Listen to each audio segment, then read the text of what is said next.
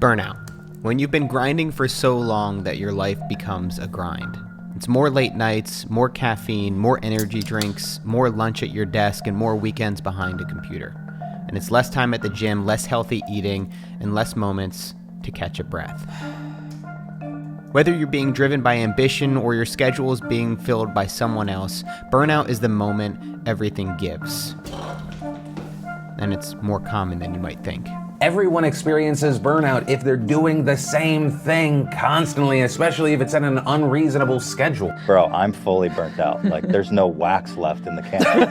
I decided that I need to take a break from this channel. But it's this pressure that, like, I can't let go of this thing because the bottom could fall out. In that effort to keep up, you become overwhelmed. And that sense of being overwhelmed manifests as burnout. This isn't a video about the anti-hustle movement or a manifesto against hard work. It's about knowing when to push yourself, when to slow down, and creating boundaries that could change your work and your life. If you're passionate, driven, or even obsessed, that can be a very good thing. It can lead you to create something bigger than yourself. It can help you find meaning in your life, and you can even create something that's valuable and helps other people. But if you're not clear on exactly why you're doing something, if you hadn't set your intentions from the beginning, it can lead to some very big problems and things can get out of hand. That's exactly what happened with Jason Zook. Please sit down. Oh, it's just a natural. In 2009, Jason came up with one of those ideas that makes you think this guy's either brilliant or totally insane. One day I found myself in my closet staring at all these shirts and I was like, wait a second. I'm wearing a Nike shirt, a polo shirt, busted t-shirt, like all these different brands.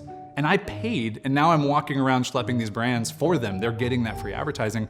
What if I turned that around and said I could wear a branded shirt and the company would pay me to do it? It turns out the idea was brilliant. Each day, Jason would wear a branded t-shirt and a company would pay him money. He charged $1 on the first day of the year, and each day after that, the price increased by another $1. LifeLock.com, putting the lockdown on your social security number. I think it took about 3 months, and I was working every single day, talking to people, reaching out to people, emailing people, having some random phone calls with people on the internet that I didn't even know, but just to like get feedback on this idea. And eventually it was just this little small trickle up. You've already sold this idea for next year. At double the price, in 255 days have already been sold. Within a few years, he had made over $1 million in revenue simply by wearing t-shirts. Except it wasn't that simple, and what looked like success on the outside was only a facade.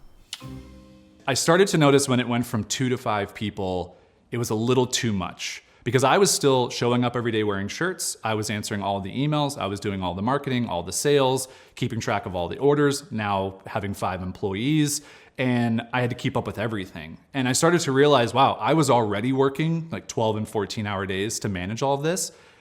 I just like 5x'd my workload somehow. Where's that time gonna come from? And I worked longer, I worked harder, I did less things with friends. I skipped a good friend's wedding so that I could literally work on a Saturday because I had built this, what I call a career dungeon around myself. And so you go from a 9 to 5 where you feel like you're trapped and you can't get out of it, but now I was working like 7 to midnight almost and just never had a break. And that to me, right around 2011, when that shifted to 5 people, it just became, I knew it was gonna be unsustainable, but I just was like, you're kind of like that duck floating on the pond, right? Everything from the outside looks great. You're calm, you're smooth, but underwater, it's just like crazy keeping you afloat, and that's how I felt. The business had generated over 1.2 million in revenue, but I was $100,000 in debt, 50 pounds overweight, had to fire a bunch of employees that opted into my weird idea. And it just got to a certain point where I just broke. I think I just physically and mentally was like, I can't do this anymore. I can't flip on the camera. I don't have the energy. I don't feel like it. I'm not creative anymore. And I just have to stop. There's a lot we can learn from Jason's story.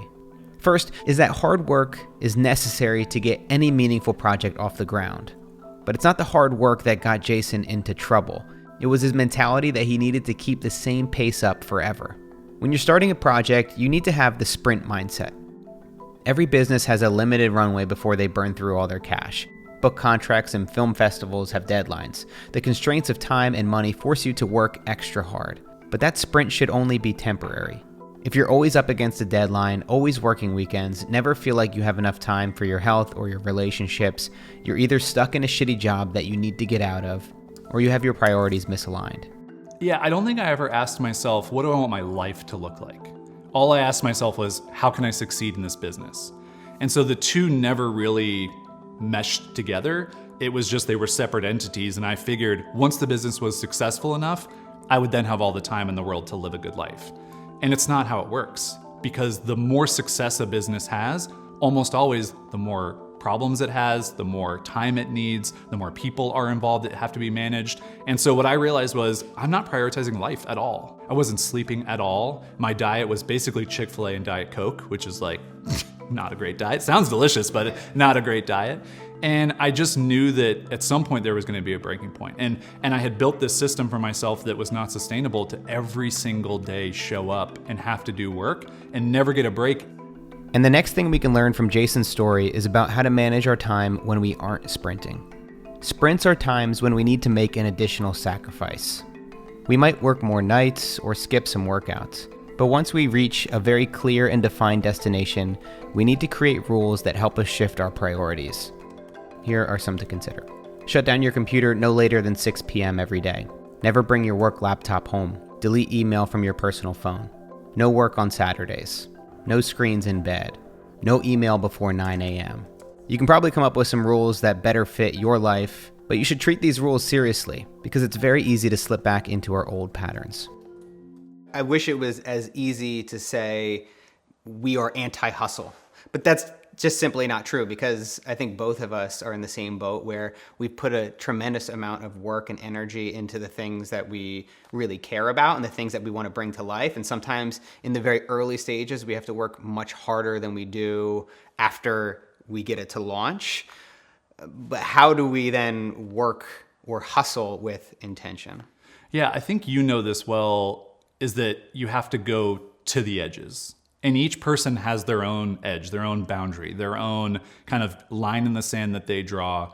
And so for me, I think I had to do what I did with the I Wear Your Shirt business. I had to work every single day, try and grow that business so that I could learn this is too far. I need to take a huge step back, but now I know where the line is. And I don't ever want to butt up against that line ever again. And I think you know this as well, is like you could have all of the work, all of the clients, all of the projects, but to what end?